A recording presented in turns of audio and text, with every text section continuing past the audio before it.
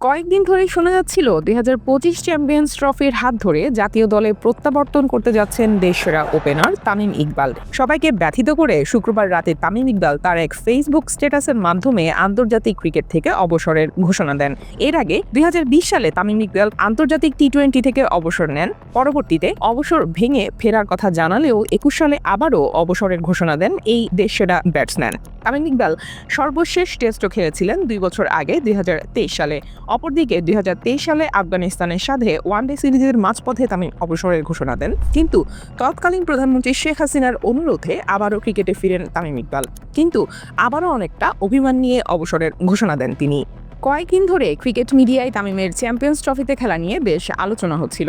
এই বিষয়ে গণমাধ্যমের সাথে কথা বলেছেন প্রধান নির্বাচক গাজী আশরাফ হোসেন লিপু। তিনি সেখানে উল্লেখ করে বলেন, নির্বাচক প্যানেলের সাথে তামিম ইকবালের একটি বৈঠক হয়েছে। জাতীয় দল বিপিএল নিয়ে বেশ আলোচনা হয়েছে। এক বৈঠকেই তো ক্রিকেট ফেরা না ফেরা নিয়ে সিদ্ধান্ত জানিয়ে দেওয়া যায় না। আত্মীয় স্বজন, বন্ধু বান্ধব, শুভাকাঙ্ক্ষীদের সাথে আলোচনা করার ব্যাপার থাকে। চ্যাম্পিয়ন্স ট্রফির দল ঘোষণার সর্বশেষ সময় ১২ তারিখ, তাই তার সিদ্ধান্তের ব্যাপারে কয়েকদিন সময় দেওয়াই যায়। আর এই জন্য তামিম ইকবাল দল ঘোষণার ঠিক একদিন আগেই জানিয়ে দিলেন তার চূড়ান্ত সিদ্ধান্ত। তিনি ফেসবুকে অনেকটা অভিমান নিয়েই লেখেন, আন্তর্জাতিক ক্রিকেট থেকে দূরে সরে আছি অনেকদিন ধরেই, সেই দূরত্ব আর ঘুচবে না। আন্তর্জাতিক ক্রিকেটে আমার অধ্যায় শেষ। সামনে চ্যাম্পিয়ন্স ট্রফির মতো বড় একটি আসর সামনে। আমি চাই না আমাকে ঘিরে আবার আলোচনা হোক এবং দলের মনোযোগ ব্যাহত হোক।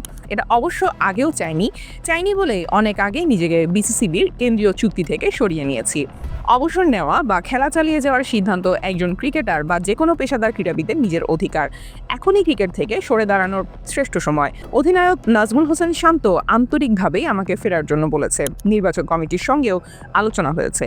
আমাকে এখনও উপযুক্ত মনে করার জন্য তাদের প্রতি কৃতজ্ঞতা জ্ঞাপন করছি। তবে আমি নিজের মনের কথা শুনেছি। ভক্তদের হতাশ করার জন্য আমি দুঃখিত। ছেলেকে বলছি, তুমি যেদিন বড় হবে সেদিন বাবাকে বুঝতে পারবে। বর্তমানে তামিম ইকবাল ফরচুন বরিশালের অধিনায়ক হিসেবে বিপিএল মাকাচ্ছেন।